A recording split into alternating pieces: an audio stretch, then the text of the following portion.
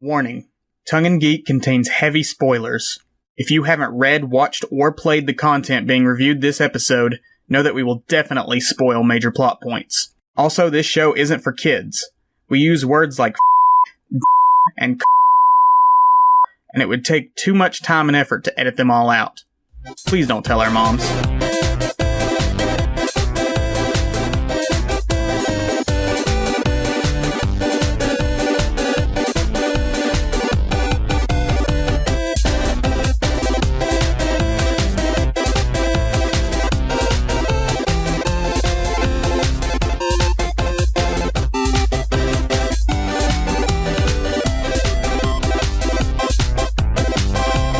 Hello, lovely listeners, and welcome to Tongue in Geek, where two more white guys on the internet give their unsolicited opinions on all things geeky. I'm Isaac. I'm Tyler. And today we're doing a Dragon double feature, because why not? This is the year of double features, apparently. So we're reviewing Dragonheart, the 1996 fantasy adventure film directed by Rob Cohen, and Reign of Fire, the 2002 post-apocalyptic fantasy film directed by Rob Bowman.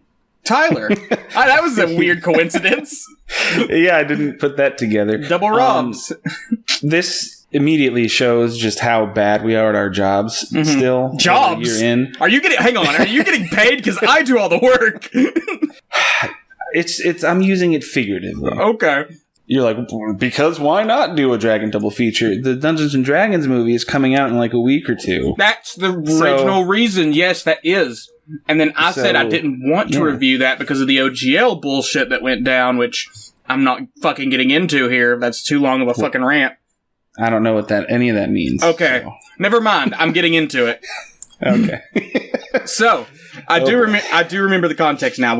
I wanted to do a Dragon episode, and I thought we would maybe review the Dungeons & Dragon movie, because I love D&D. Tyler's not really into it. But Wizards of the Coast and Hasbro, the companies that own Dungeons & Dragons, pulled a bunch of corporate bullshit and tried to mess with this contract they had called the Open Games License, which basically makes it to where people who want to create third-party content for Dungeons & Dragons can, without having to pay royalties to them. It's basically how Dungeons & Dragons has survived into the 21st century. It made Dungeons & Dragons into the household names that it is by allowing fans to, make their own content and sell it and distribute it without having to pay huge royalties to the companies. Is that how a lot of the books were written and published? Yeah, I don't know about the books themselves. Basically, I don't think you're allowed to do anything with the original OGL. I don't think you're allowed to sell and distribute anything with specific D&D lore, like the worlds of the characters or whatnot. But you can do it with like the mechanic systems and the monsters and whatnot. Okay. However, basically, Wizards of the Coast and Hasbro were like, hey, we're changing the OGL. And when they send it out, there's a bunch of bullshit. There's like, you have to pay this much if you make over this much. And if you want to distribute, you got to do this, this, and this. Look up reviews of it online. There's a million people who've played D&D longer than me that know way more about it and all the legalese that went into it. Pissed off the whole D&D community. And everybody's like, fuck this, we're all moving away from D&D. We're all going to find a different tabletop, or we're going to, never buy a book from the official company again.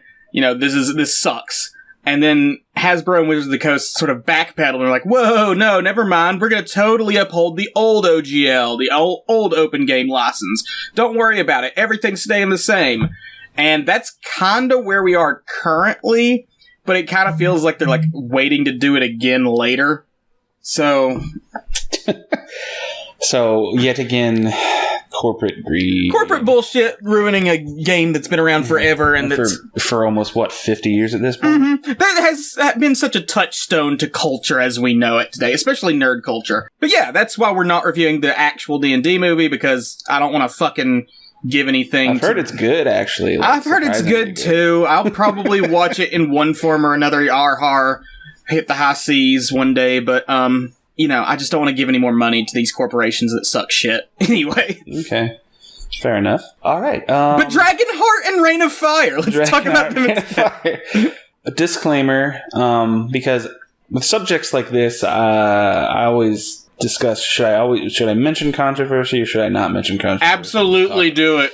Because I'm unaware of the controversy and I need to know. The director of Dragonheart, Rob Cohen, he's been Me Too'd as a diddler of his own daughter. Oh, God. Yeah, she accused him of being a diddler.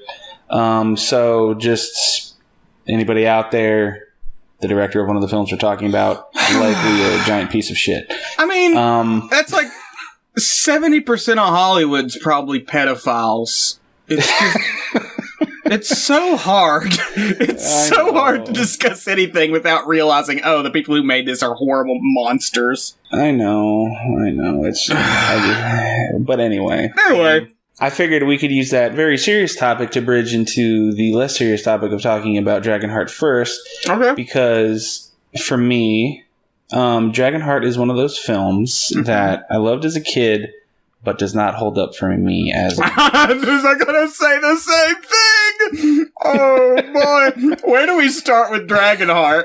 Should we start with the visual effects, talking of things that aged poorly? I don't want to knock the visual effects because they're very ambitious for their time. That's true. It's 1996. And there are elements of it that I think, even though Draco is not convincing pretty much the entire time anymore. Voiced by Sean Connery.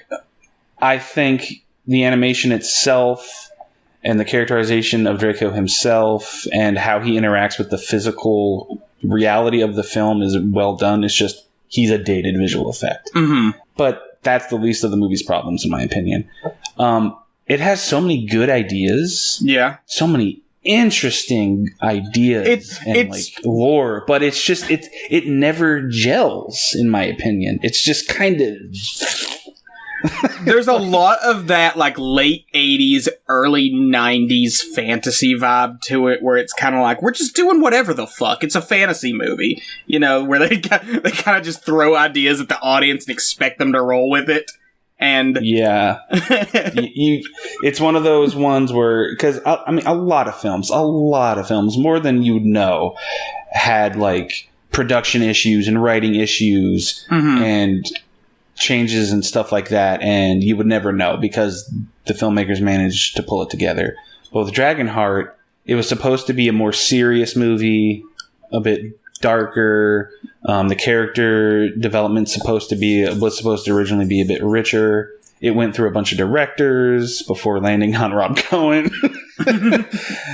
So you just have this hodgepodge of like, oh, that's cool, and then it doesn't really go anywhere. Oh, that's cool, and it doesn't really pan out. It's interesting that you mention it was supposed to be darker, because there are a lot of dark elements to it. That's never really fully explored. The main villain, Anan, is a total monster. He literally... Oh, God. So hateable. And in a bad way. He's a little bitch. Played by David Thewlis, a very prestigious... he's an institution in British acting. He played... most people would know him as Lupin from the Harry Potter movies. Oh, yeah, that is him, isn't it? Mm-hmm. Much more likable in those films. Here he's a little bitch. God, he's so hateable. Okay, so I guess quick synopsis of Dragonheart. Let's get into the breakdown. If you can give it a quick synopsis. Yeah, I'll try. Kind of convoluted. It is. Opening with Anan, who is the prince of this country, and his mentor, Bowen, who is like one of the knights of the king. Bowen is trying to teach him, the way of chivalry to make him into a good man and a good king one day. It's totally obvious from the beginning that Anan's a little shit and he's never going to be a good king.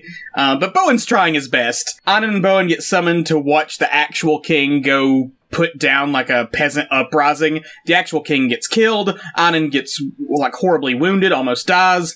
And Bowen and the queen take Anan to a dragon's lair in order to have him restored back to life. In order to do this, the dragon gives half of its heart to Anan in order to help Anan stay alive. Anan totally throws away this gift of life and becomes a total tyrant of a king, decides he wants to, be worse than his father in every single possible way. Bowen thinks that, the dragon corrupted him. I'm going to go kill the dragon. Becomes a dragon slayer. Skips like 15 years into the future. Yeah, massive time jump. Huge time jump. Bowen's now a dragon slayer who's completely thrown away his chivalry. And then for some reason, when he finds the last dragon, who, by all means of logic, he has to know this is the dragon he's been hunting this entire time, but he somehow doesn't recognize it. Instead of killing him, he's like, oh, you know what? I'm gonna start a scam where me and this dragon pretend to kill the dragon, and then make a bunch of money killing it. And he shoots like a big ballista at it, and the dragon catches it and falls into a lake. Like, they start a scam. He hates dragons, and he decides to start a scam with a dragon for no reason. You know what? I laughed to myself watching it again. Have you seen the movie 48 Hours with Eddie Murphy and Nick Nolte? I think I have. It's been a while, though. It's a buddy cop movie where Eddie Murphy's a criminal, Nick Nolte's a cop, and like team up. Yeah. And like Nick Nolte's a bit of a racist. They hate each other at first, and then they grow to like be friends and respect each other. I'm like, this is just 48 Hours, but with dragon. But with a dragon! And that sounds amazing, but anyway, somehow. Bowen meets this girl named Kara, who convinces him to start a real rebellion and actually do something with his life. Big fight scenes. He basically helps overthrow the Tyrant King. And the movie ends... we'll get to the ending. But yeah, that's the basic premise, is Bowen sort of regaming his honor as a knight. I like that Draco is like a fully fleshed out character with his own like motivations and his own regrets. Because so many movies about dragons, they're kind of like either like just a monster or just like one note villains. Nothing wrong with that. I mean, they were made for that. No. But it's cool that a movie about a dragon, like the second central character is a dragon who is its own thinking, feeling being. I like the lore of like this. A dragon gives you a piece of its literal heart, and like it's the trope of like, two people are like tied physically and like psychically. If you hurt one, you hurt the other. We've seen that trope in a bunch of things. I like that it has this really simple fantasy element of you literally have half of a piece of me, and that's why we're connected. That's cool. Some of the humor is fun. A lot of it falls flat. Yeah. A lot of the stuff that's supposed to be serious is funny. But it just couldn't keep my attention, and I think it's because everything is like half realized. Einan is just this one note screaming little bitch of a villain. Yeah. And David Thewlis, like, he nails it, but like he's so irritating that he's not fun to watch, even in like what a terrible, nasty villain kind of way. I just want somebody to make it. I just want Draco to eat him. Like, I just shut him up. He's an irredeemable prick, but I don't think he has like the menace to pull off that. Because, like, there's never a point where I'm intimidated by Einan. Yes, and that's the thing, because I was reading up on the production history of it. Originally, Einan was supposed to be more of, like, a scheming, even-keeled sort of villain, because he has this second shot at life, and, like, he knows he has this power, so he's not going to be a tantrum-throwing little baby, He's the one who sneaks up behind you and, like, stabs you in the chest. From the shadows kind of villain. That's how they wanted him to be, but like they just completely turned him into aside. He's a brat. Yeah. And he's not powerful enough to pull off the brat in a way that's imposing for a villain. He's just obnoxious. Bowen, every leading man who was famous in the 80s and 90s was considered to be Harrison Ford, Mel Gibson, then bright on the scene, Liam Neeson, a bunch of people, and then they landed on Dennis Quaid. Dennis Quaid! No shade to Dennis Quaid. I like him fine. He's not it in this movie. He doesn't have that knightly, fallen from grace action hero vibe to me. It feels like Dennis Quaid putting on an accent and pretending to be a knight, not here's this knight character. He becomes a dick too fast. Way too fast. He becomes a genocidal dick too fast. He kills an entire species in his pursuit of revenge in the first 20 minutes of the movie. Not even, maybe 15. It's such a fall from grace so fast that's all skipped over. That could have been its own whole story, was just him seeking vengeance on dragons. That could have been a whole thing. But instead, badass movie. That would have. Having Bowen pursue dragons and killing them all as he falls from his knightly ways would have been a much more interesting film than actually seeing him oh, I'm suddenly a dragon slayer who demands money for dragon slaying, and then I decide to throw away my ethics entirely to team up with a dragon who has to be the one I've been hunting this whole time. How does he not know? How does he not know? It's the last dragon. Know. It's like a whole thing where Draco has to be like, I'm the one who gave Hyman half of my heart. And Draco almost lets it slip at one point. Draco's literally like Bowen's talking about a dragon. The reason I hate dragons is because one of them betrayed me and turned the king evil. And then Draco's like, that's not true. He ruined it himself. He was always evil. And Bowen's like, how did you know that? And Draco literally scratches his neck in embarrassment and says, all dragons know that story. And Bowen fucking buys it. Bowen's not very bright. He's the stupidest bastard who ever lived. And I'm such a sucker. I'm a sucker for two opposing forces who hate each other, begrudgingly teaming up and then falling in love with each other, either romantically or platonically or both. I feel like I should feel it more with this, and I don't, and I want to, because of course, Bowen's oh God, I love Draco and I don't want him to die. And I now accept the old code again of chivalry, and it just kind of happens because it needs to. Yeah. There isn't a point where it's where he is a character feels it. There's nothing he really has to get over. He likes Draco now, they're friends now, and he has to stop eyeing, and so he embraces the old code again, and that's kind of it. Yeah. Because he talks to Merlin or King Arthur or whatever. he talks to the gravestone of King Arthur. I like that he has a monk who follows him around. Yeah, Brother Gilbert. Yeah, Gilbert, Pete Postlewaite, rest in peace. One of those character actors that popped up in everything back in the day. Well, he's fun. He is fun. He's genuinely funny. Everything that they do with him. And all of his acting is actually funny in an intentional way instead of I can't believe they're fucking doing this kind of way. Yeah. And Sean Connery, again, may he rest in peace, he fucking nails it as Draco. If you love this movie as a kid and you're getting bummed out that we're shitting on it now, still watch it just to see Sean Connery's performance as Draco, because he's the only reason really to watch this. Oh, and the musical score. The score is better than the movie. Oh, yeah. I remember hearing one of the songs. I'm like, this is what it's fucking from Dragonheart? Yes. Oh, you know exactly which song I'm talking about. The Dragonheart, the main theme to the stars, you might be a bit too young to remember, but there was a period in the mid and late 90s when every movie trailer used that fucking... Yes! That's what it's from! It was in every trailer! Because I remember seeing it all the time as a kid, and I heard it in this movie, wait, what? This is what the song's from? Good lord. It's almost like a meme that they use the freaking Dragonheart score so much. It's like that... Ba, ba, ba, ba, ba, ba, ba, ba, ba, ba. The entire score, does all of the emotional pulling for me in this movie. I'm feeling something, but it's only the music. To the stars, Bowen.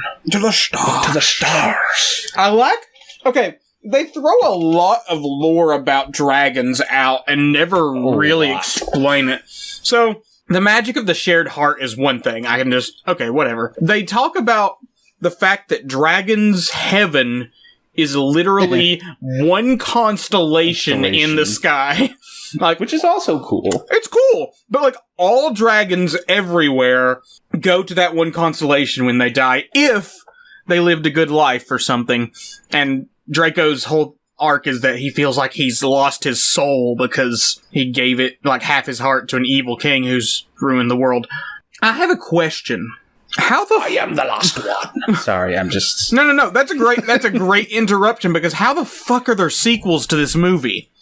Well, from what I recall, the one that came out after this, The Beginning, is a prequel. And apparently, and I just found this out, there's like 4 or 5 fucking Dragonheart movies now. Yeah, like, this is it's like the alpha and omega of Dragon movies. They just keep making them, and I don't know. Dragonheart 1996. Then there's Dragonheart A New Beginning in 2000, which is set decades after the 1996 film. Wait. Whoa. Wait. I thought it was a prequel. Oh, wait. Okay, it is. Sorry. Oh, okay. It meant the movie came out decades after. The premise there is the elderly Bowen finds a dragon egg in Draco's cave a year before his death. No, that is what it meant. It is a sequel. Huh. I always thought it was a prequel. No, the second one is a sequel at least. Dragonheart 3, The Sorcerer's Curse from 2015. God, there's like a decade between each of these. And then they pop out 3 in a row with Dragonheart within a couple of years. Dragonheart 3, The Sorcerer's Curse. Dragonheart Battle for the Heartfire 2017. And then Dragonheart Vengeance in 2020. Oh my god. I wonder if any of these are any good. I bet they're not. But I bet they're fantastic to watch, but not in like a genuine way. God, 5 Dragonheart movies? Mm-hmm. Where was I this whole time?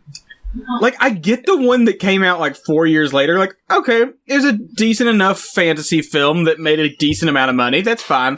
But then they just start popping them back to back in 2015, 2017, 2020.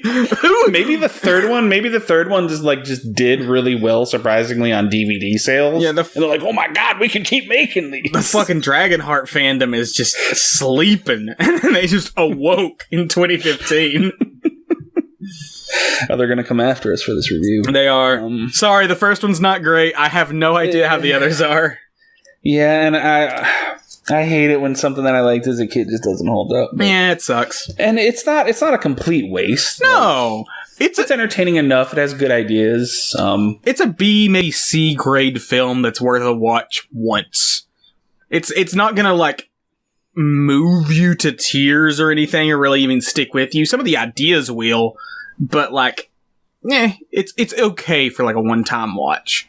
It still does make me sad when Draco dies. Though. Yeah. Like... Because he's the best part of the movie! He's the best part of the movie, and, like, you're like, no, he's the last one! Mm-hmm. Don't kill him off. It's fine, he went to the stars one. I like the shot of him swimming under the lake. That... Mm-hmm. I always remembered that image as a kid, and it's still a cool image. Mm-hmm. There's a few moments in this. I think it's funny, the whole, like, him catching the ballista bolt and falling into the lake. That's he touched him under his armpit like he was a kid. Yeah, over dramatic death, like Shakespearean acting. It's hilarious. Can we talk about the vor scene? Do you really consider that a vor scene? He's in his mouth for hours, Tyler. It is probably the best singular scene in the movie, just because it's when the humor and creativity of the story like kind of peak. It's fun. It's cool. It's funny. It's funny. But I'm just sitting here thinking like, oh, as a kid, I did not realize how many people probably got off to this. Isaac. There's a shot where his tongue is wiggling right beneath Bowen's crotch, and Bowen's bouncing on it. I'm like, oh, that got someone off. That did it for somebody. I'm always surprised at your perviness, because here I am. I'm just enjoying the fact that this is a fun scenario that the movie came up with, and I'm liking that there's a cool shot from the inside of Draco's mouth where Dennis Quaid is in an actual built piece of a dragon mouth. I'm like, oh, cool. I like the ingenuity of this. And you're like, this is kind of Tell me, listen, I agree with all of your statements. I'm also saying somebody absolutely got their rocks off to that. I think it's a fun scene. It's very clever and well crafted. It's got some of the best humor where, like, Bowen's like, I can go for 3 days without sleep, and Draco's like, I can go for 3 weeks, and they're just sort of bickering while he's stuck in his mouth. But somebody absolutely saw that huge-ass dragon tongue sliding along Bowen's sweaty crotch and thought, that does it for me. I think Bowen even does say something about, like, his tongue being on his body. Oh, and Draco's like, my mouth is so dry. And he hawks a loogie on him. Oh man. What else to say about Dragonheart? I kind of said all I had to say. It has a lot of cool ideas and a lot of interesting things about it, but like none of it ever just seems all that well realized. Yeah, except for Draco as a character, which arguably the most important thing about the movie, but still, everything around it. He gets like 23 minutes of screen time. Yeah, and a lot of it's in broad daylight, which ties back to me saying the effects are ambitious. Yeah. But that's kind of what makes them date. That early CGI really needed some shadows or some fog. He would have been more animatronic, but because Jurassic Park came out a couple years before and revolutionized everything, the studio's like, nah, man, he's got to be CGI. Like, I hate shitting on CGI because far too many people do not understand the craft and artistry and hard work that goes into it. But sometimes a dated effect is a dated effect. Yeah, so. Especially the older ones. They were still getting their feet under them. There is some visual effects in the next feature film that hold up very well. Yes! You want to move on to Reign of Fire? Yes. Reign of Fire kicks ass. Yeah, it does. Fucking love Reign of Fire. I love this movie. This movie's awesome. I watched it again for the first time in years about 2 or 3 months ago, and I'm like, holy fuck, how am I not making this like an annual watch? Reign of Fire is so good. It's so good. Like, I like it even more as an adult than I did as a kid, because as a kid, I just watched it because I'm like, hey, dragons. And like, I couldn't appreciate like the atmosphere and the production design and the fucking performances and the world building. It's way better than it has a right to be, just based off the silly premise. But they make it work. Let's go over quick breakdown of Reign of Fire. It is set in a post-apocalyptic future. You know, the future actually takes place in 2020. Yes, I cracked up when it said 2020. I'm like, oh, 2020 is like, oh god, it looks so real. Basically, this mining company is drilling underneath the earth, and they accidentally awaken like a hidden cavern of dragons that have been sleeping beneath the earth for thousands of years. And dragons just spread all across the planet, completely lay waste to humanity over the next several years. And it become like they basically burn the world to ash. The year 2020, about 20 years after that, there's this small community of people living in this castle in Britain, led by Quinn, who is played by, that was Matthew McConaughey. That's Christian Bale. No, that was Christian Bale. Matthew McConaughey was Van Zandt. Yeah, Christian Bale as Quinn is basically just keeping this small community together, keeping them alive, basic post-apocalyptic stuff, when suddenly a alleged dragon slayer named Van Zandt, played by Matthew McConaughey, comes over from America and tries to recruit them into helping take down the dragons once and for all. This one does a lot of cool stuff with the dragon lore to fit its sort of like post-apocalyptic future setting, like sort of update dragons for a modern storytelling. It's really fun. I hadn't seen this in a very long time, so I didn't know who directed it. So when the credits are happening, directed by Rob Bowman. I'm like, oh, X-Files.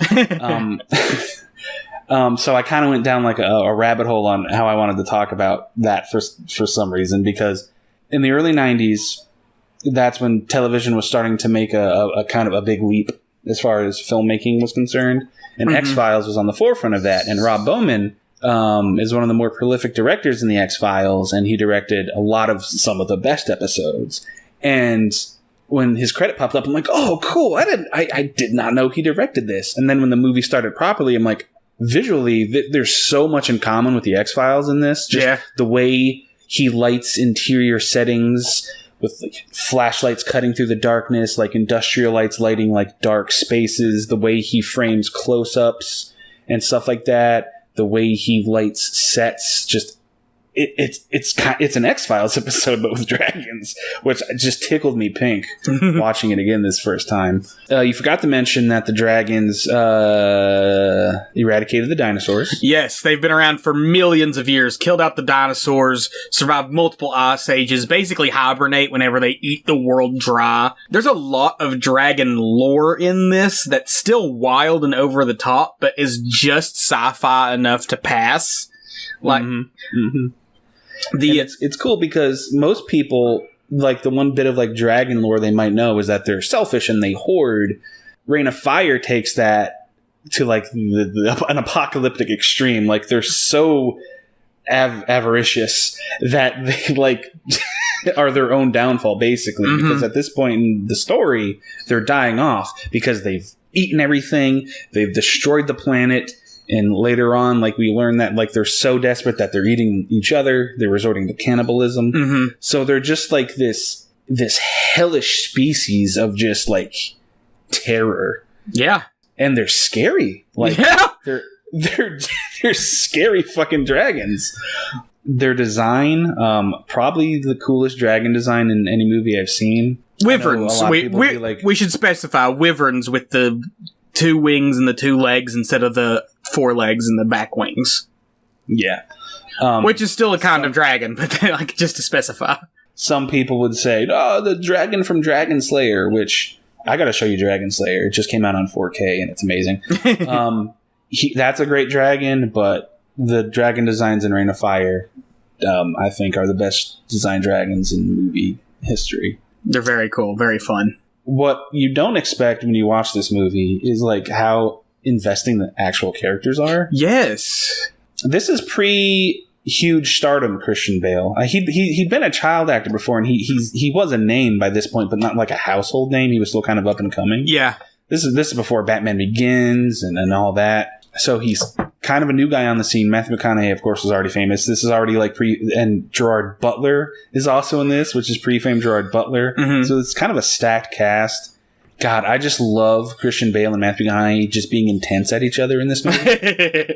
It's such a good dynamic because they're 2 different types of people. You know, Christian Bale's the more like, we're going to stay hidden. We're going to do what we can to like keep ourselves safe and out of sight of these fucking dragons. And Van Zandt, Kentucky regulars, he comes over with his fucking tanks and helicopters. He's like, the only thing to do is kill the fucking beast. Is that Matthew McConaughey? And in a lesser movie, like, their dynamic would be kind of hokey. Yeah. But because, like, you understand where both are coming from, and because they're both fantastic actors, you buy into it. Like, Christian Bale's stress of just trying to keep his community safe is written all over his face.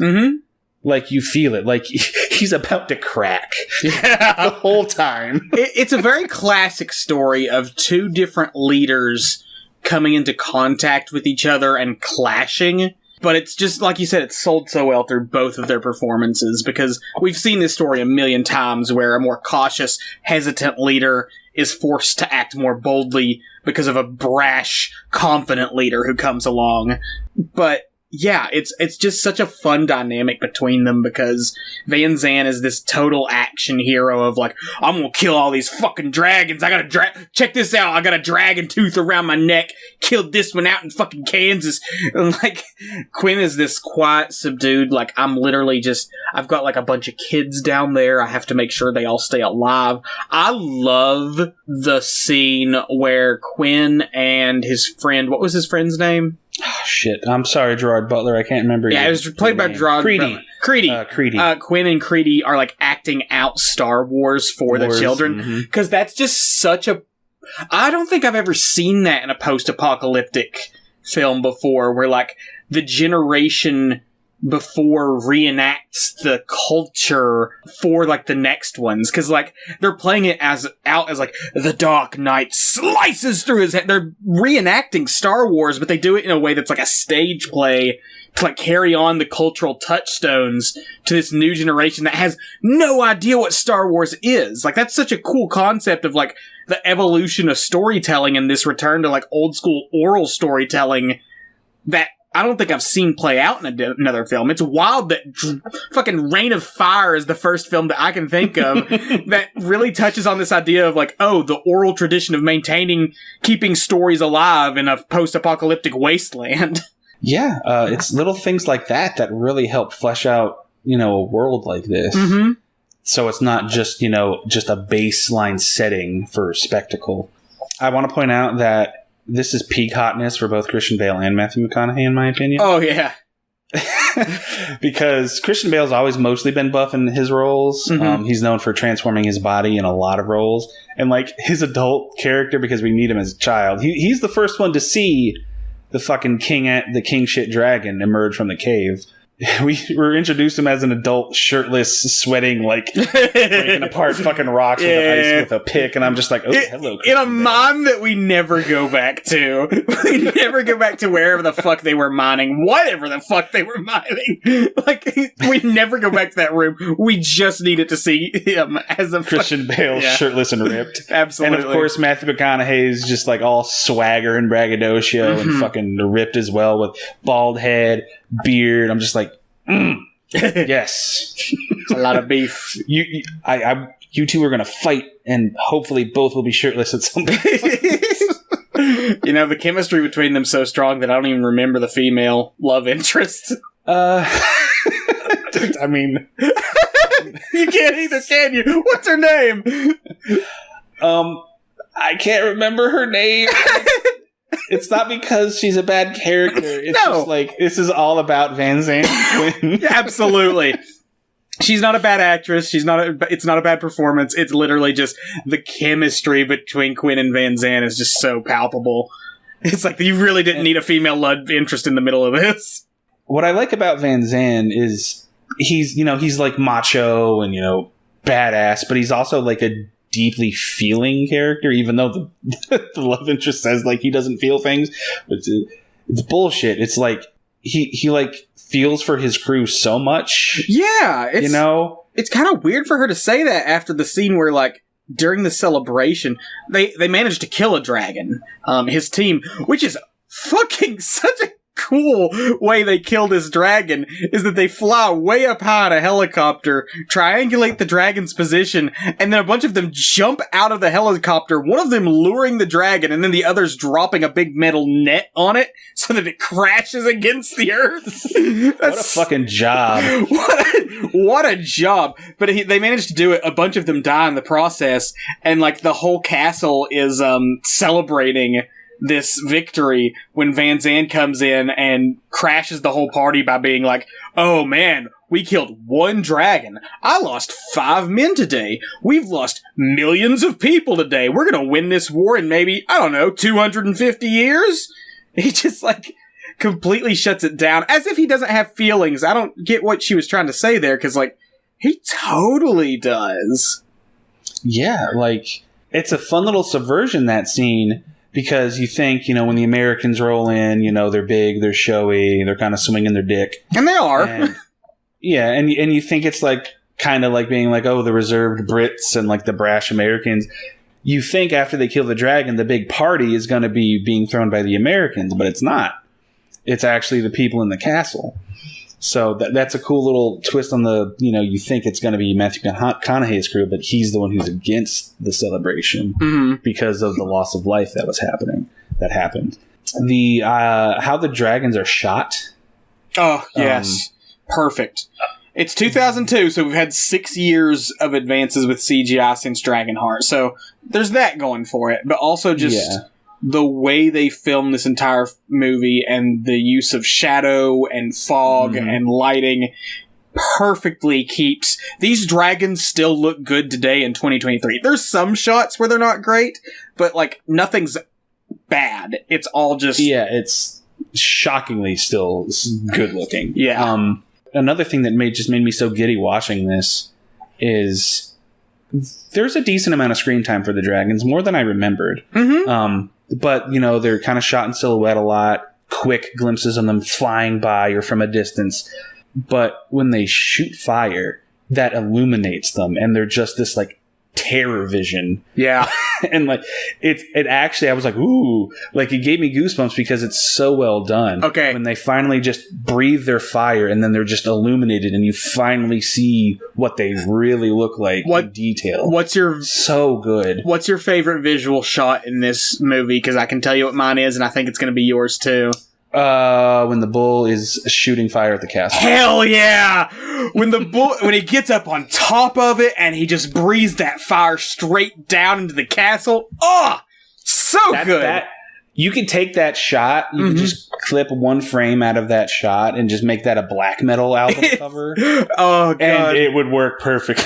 It reminds me of, like, Godzilla, the new Godzilla films. Like, a lot of the shots from that are that sort of intense, heavy shadow mixed with bright lighting from fire or whatever. Like, it's still that good. Oh, it's so cool. The rule of cool is all over this movie. Mm-hmm. And it's a devastating scene, too. Because, like, the whole castle is burning down. Like, basically the only people who survive are Quinn, a handful of the adults, and the children. And then, like, the other half are all dead. Like, all the other adults, including Creedy, are gone. Yeah. That's what I meant when you invested in this movie more than you think you would. Because you might come into it with, like, a bit of a prejudice, like, it's a movie where dragons take over the world. Let's see how silly this is. But then you get actually emotionally invested in the story they're telling.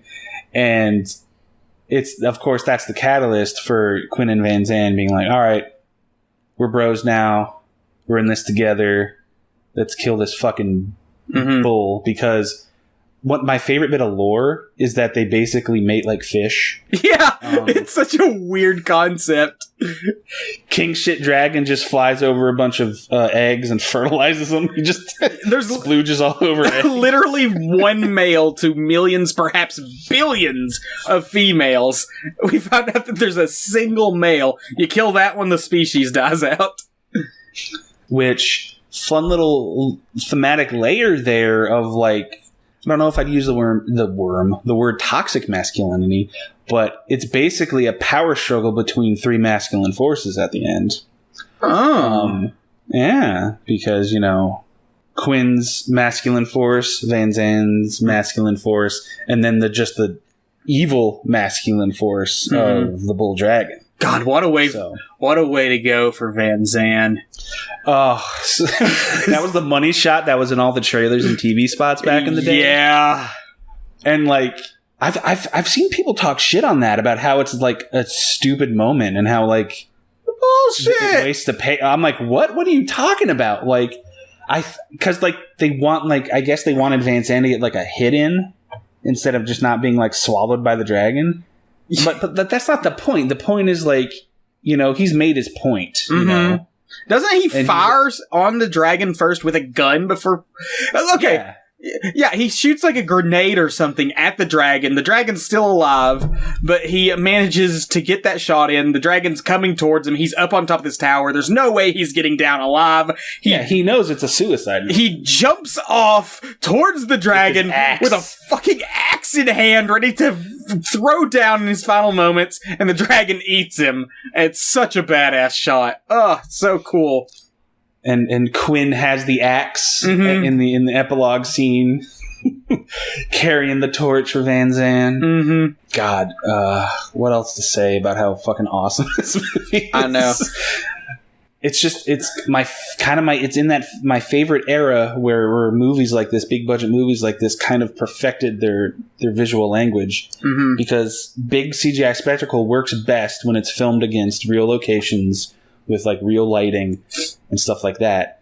So yeah, the castle feels really lived in. It has a lot of, like, detail that makes it feel tangible and real. There's the industrial wasteland that the final battle takes place in. It's really well laid out. The bull dragon is just composited in every shot just so well. Like, I'm still taken aback by, like, when they're face to face, when he's on the ground, you're like, "Grr." I'm like, God, that looks so fucking good. It still looks good. It's been over 20 years and it still looks good. This movie has it has a bit of a cult following, but it deserves more of a cult following, in my opinion. It was a bit of a financial flop. I think it made around $80 million on a $60 million budget. You don't see, again, original big blockbuster IPs like this much anymore. No. And it's a bummer, because imagine if there was more original IPs coming out now, you know, like what would the what would the culture look like? Yeah. If movies like this were still being greenlit by studios. Like, I put this like on the same level as Deep Blue Sea as far as like pure entertainment goes. Yeah. But Deep Blue Sea means more to me in my little heart because I've seen it so many times. Yeah. And I have loved it since I was a kid. But as a story and about like characters and themes and stuff, Dragonheart, Reign of Fire is the better movie. Yeah, actually. absolutely. I agree that Deep Blue Sea is fun, but this one actually, there's nothing entirely revolutionary with the story it's telling. It's literally just post-apocalyptic story with dragons instead of zombies or whatever. But it takes that premise and plays with it in all the best ways. Oh, God. This needs a collector's edition 4K physical media Blu-ray release right now. Get on it. Yeah. I want it on my shelf. Where's our 5 sequels to Reign of Fire? Come on. Yeah. Fuck Dragonheart. That's the one that deserves it the most. Exactly. Where's our legacy sequel to Reign of Fire? Give me some direct-to-DVD crap that ruins the series. I just want to live in this world. All right. I got sort of a little game for us to play. It's a variation of review. Okay. I have picked from, do not look this up, from the top 10 dragon movies based on IGN. IGN posted their top 10 dragon movies. Both Reign of Fire and Dragonheart are on here. Mm-hmm. I want you to guess from their placement? Their placement, and then we'll go through the rest. So, starting with Dragonheart, where do you think that falls on the list? I'm gonna go, it's gonna be higher, as in like ranked higher on the list, simply because it was a hit. Okay. And it's kind of a childhood touchstone for kind of that generation. So I'm gonna go within the top 5. In the top 5? Okay, give me a specific. Yeah. I want to hear your specific. I'm gonna go with number 5. Number 5. Okay, what about Reign of Fire? Where do you think that sits? I'm gonna say it sits a little lower, 8 or 9. Okay. Would you like to know the others, or you want to guess some of the others on the list? I'm guessing all 3 How to Train Your Dragon movies are on the list. Okay, I'll let you in. They only posted 1, and it was the original How to Train Your Dragon. I guess they didn't want to fill the list with... Because I think, objectively speaking, the top 3 would probably be the How to Train Your Dragon films. If we're, like, being objective about that. Like, 1, 2, 3 would be How to Train Your Dragon 1, How to Train Your Dragon 2, How to Train Your Dragon 3. There's not a lot of pure dragon movies out there. From the bottom. Start at the bottom. I want to see what your guess is. Starting at number 10. What do you think is the 10th rated, according to IGN, dragon movie? Peach Dragon. That is on the list. It is up at number 7, however. Okay. Number 10 that they have listed is Maleficent.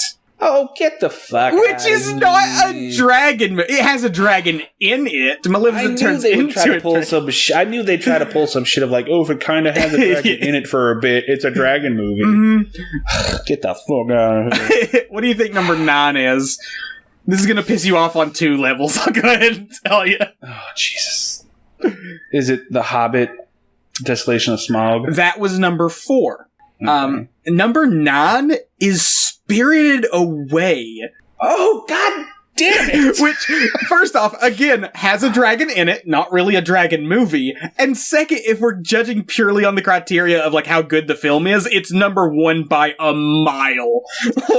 Like even with... not a dragon movie. Exactly. Even with the How to Train Your Dragon films included in that list, it would be a landslide victory for Spirited Away.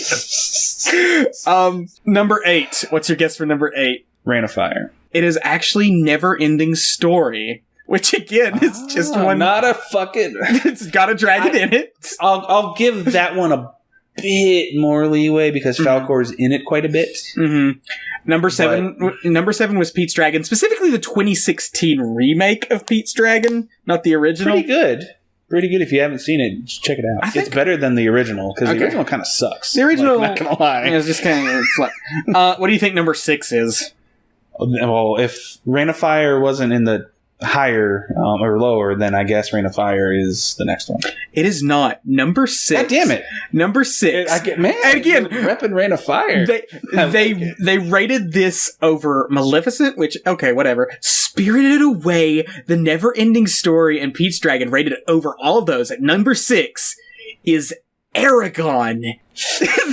I forgot that even existed. Fucking wait a second. Okay, so which I will give them this. It has more dragon. It has more dragon in it than most of the previous entries. Maybe not Pete's Dragon, I don't know. But like the Rotten Tomatoes scores for Aragon is 16% critic and 46% audience. Okay. The list was teetering on being invalid with these they count because there's a dragon somewhere in them movies. But you just threw that in there because it's a recent movie with a dragon. It has a dragon. But nobody fucking likes it. Nobody likes it. It's not a good... I've seen it. Not good. If there's any fans out there, awesome for you. But... Number 5, which you guessed was where Dragonheart sat. It was actually Dragon Slayer. Okay, I think deserves to be in the top 3, but I'll respect the top 5. Number 4, which you guessed, or I told you earlier, was The Hobbit: Desolation of Smaug. Number 3 is Rain of Fire. All right, I'll respect it because I expected them to lowball it, to be honest. Number 2 is Dragonheart, which I feel like deserves to be lower on the list. And number 1 is How to Train Your Dragon. The first one is the only one they mentioned. Okay.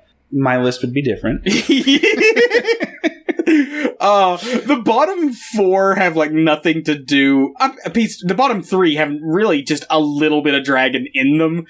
But like Spirited Away and Never Ending Story are both vastly superior films to like the top 5, except for maybe How to Train Your Dragon. I've seen worse lists, but I've seen much better lists. I guess if you gotta do a composite score of amount of dragon to quality of movie, it's a semi-decent list. But the fact that Aragon's on here, a universally hated adaptation of a sort of mediocre book series, if we're being honest. I haven't read the books. I can attest to... I loved them as a kid. Tried to read them again as I was older. It's literally Star Wars with dragons. Yeah, I know. I've heard that he just cribbed the entire structure. And I've heard people be like, oh, that's just the hero's journey. And I mean, quite literally, plot point for plot point, it is Star Wars. The exact same twists and turns with, I am your blood relative, and, like the exact same story. There's this movie called Dragon Wars. I know which one you're talking about. Is it the giant snakes? They're both trying to become dragons? Yeah. I need to rewatch that. I saw it when I was 10 and it was the coolest shit ever. It's bad, but it's incredibly entertaining. Erica and I and her sister Lara were the only people beside one other guy in the theater seeing D-Wars when that came out. And we had a blast. I bet. Replace Aragon with that, and I'm not being ironic. I genuinely mean that because it's a better movie. And if we're gonna pull it has a dragon in it, why didn't they put the Lord of the Rings in there? Because they have those awesome. I mean, they had the Hobbit, Desolation of Smaug, which is like the most. I guess if we're going by the criteria of specifically only one to each franchise. Because again, if they put in all the How to Train Your Dragons, it would have been in the top 3. Yeah, but the dragons that the Nazgul ride in Lord of the Rings are so fucking cool. Like, yeah. So if we're gonna play that game, that should have been on there. What about Shrek? Where does that rank?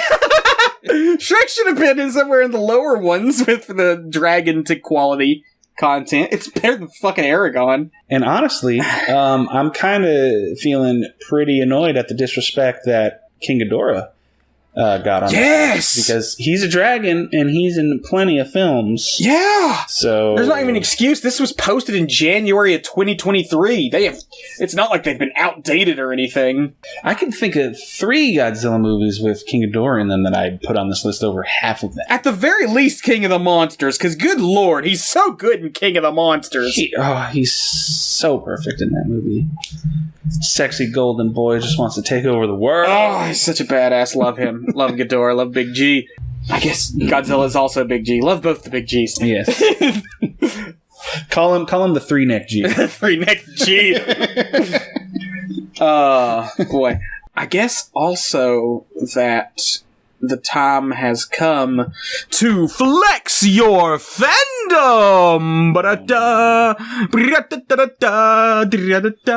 Okay, so Tyler, you're our only contestant, so this is literally just to see how well you can do.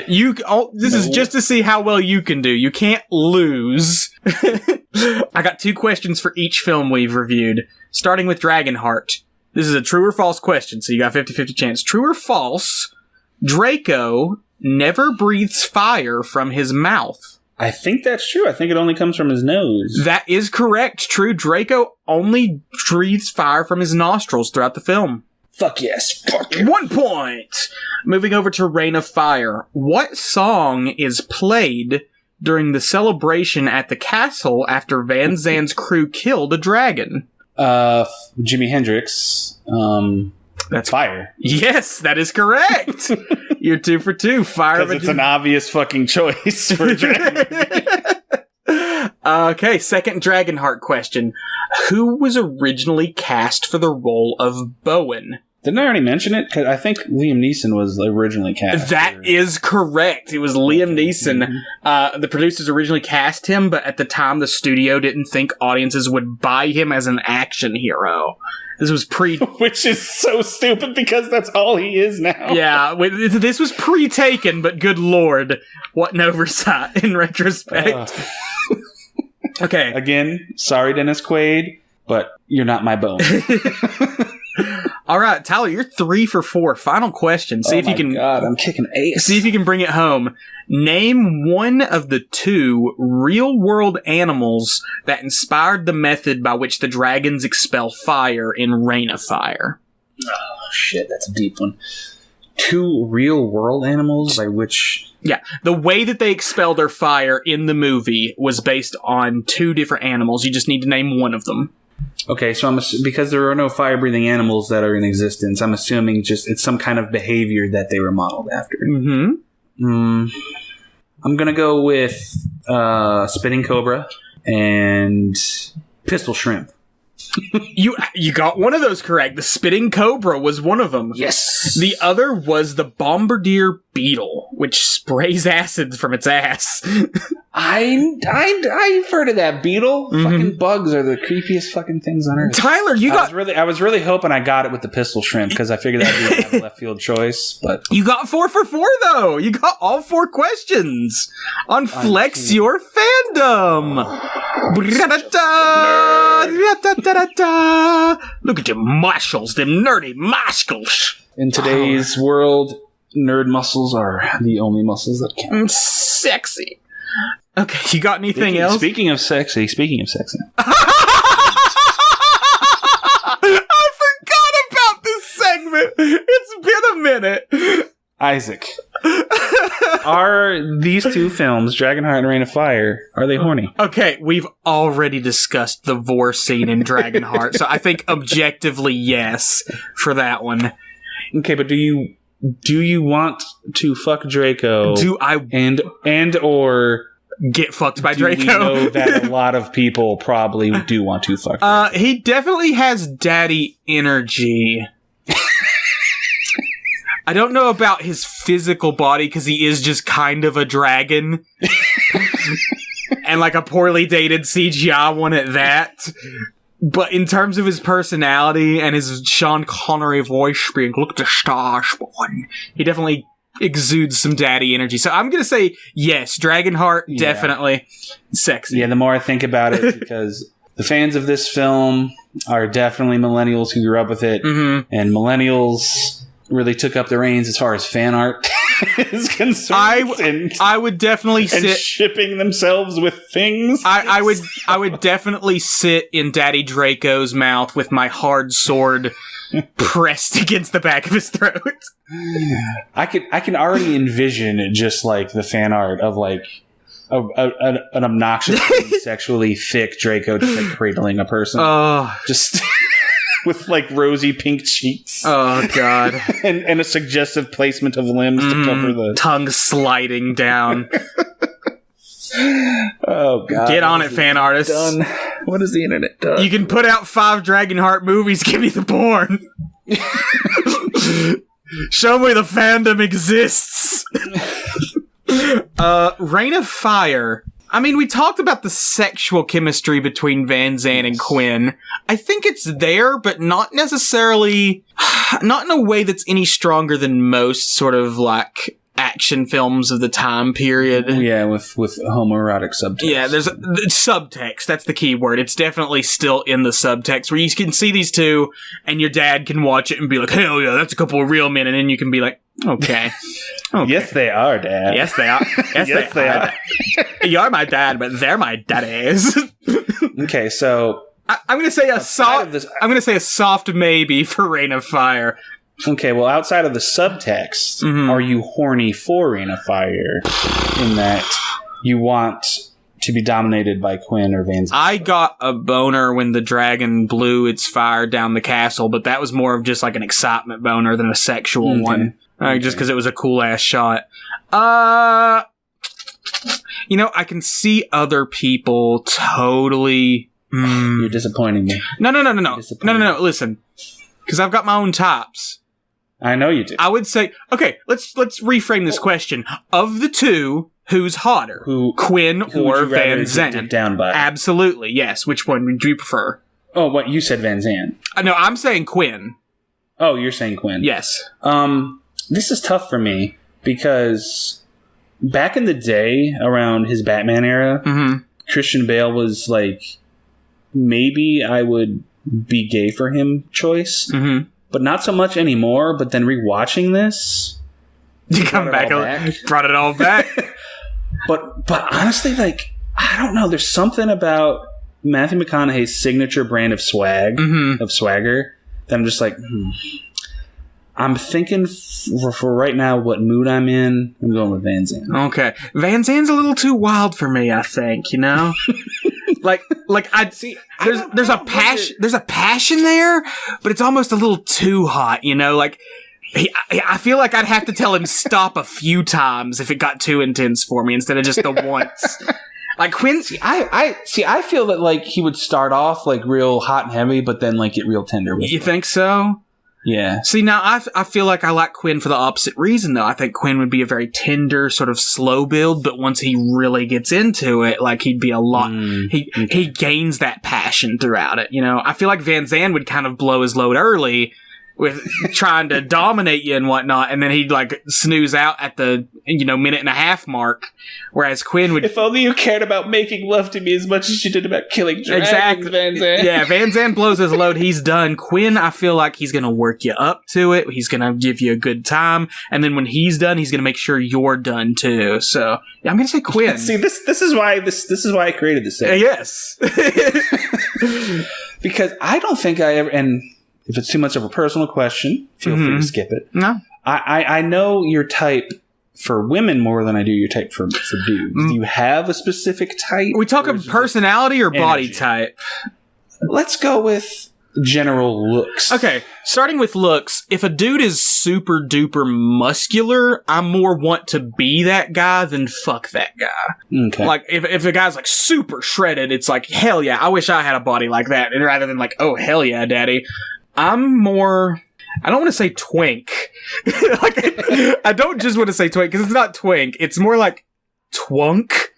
Like that middle ground between twink and hunk, where they're sort of skinny, but also like a bit muscular, like sort of that lean, wiry muscle. Okay. That's sort of what gets me going in terms of body types. Like somebody you can tell is... I'm trying to think of a good... Okay, I'm trying to think of like a good... Think like a Tom Hiddleston example. type. Think maybe... I was going to say like an Andrew Garfield or like a... Yeah, like Andrew Garfield, okay. Tom Hiddleston.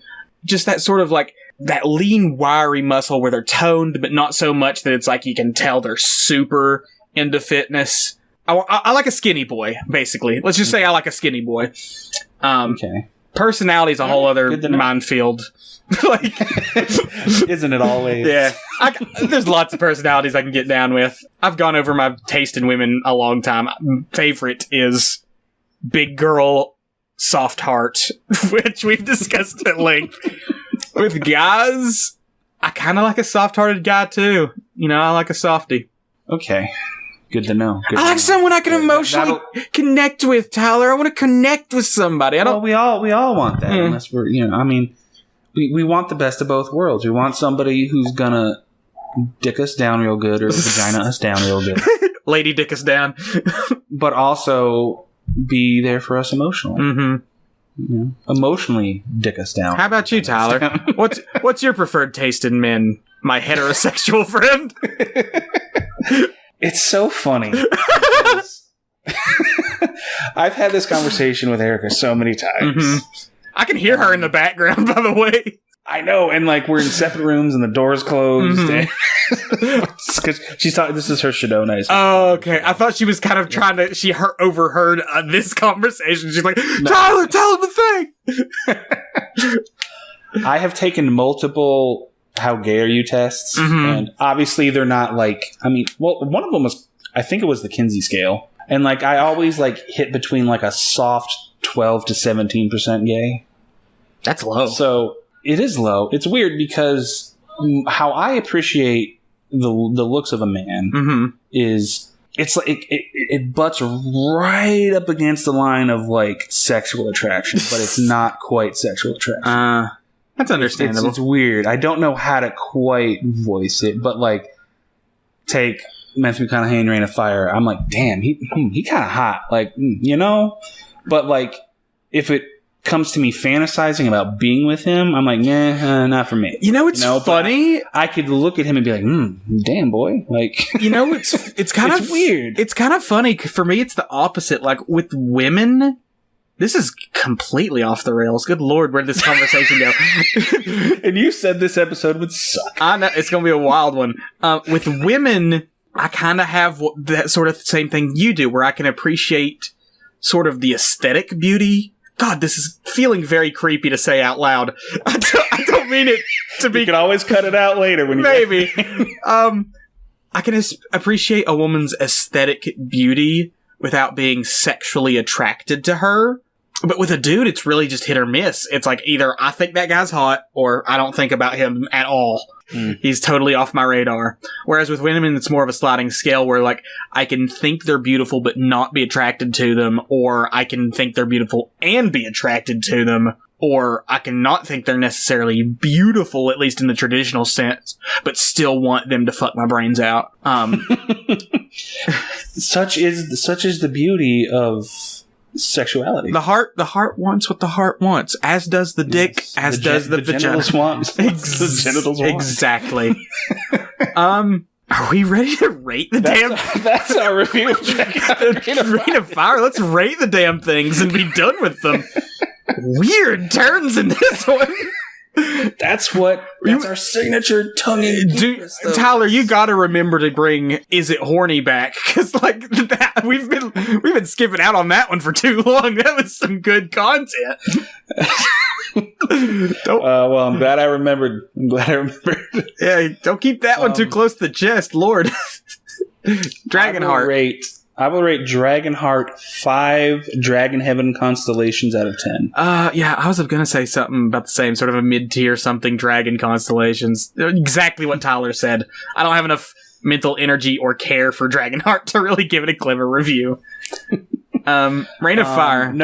No clever rating for Rain of Fire. It's fucking awesome. Seek it out. It's free on YouTube at the moment. Officially, legitimately free on YouTube. Yeah. So watch it as soon as you can. Yeah.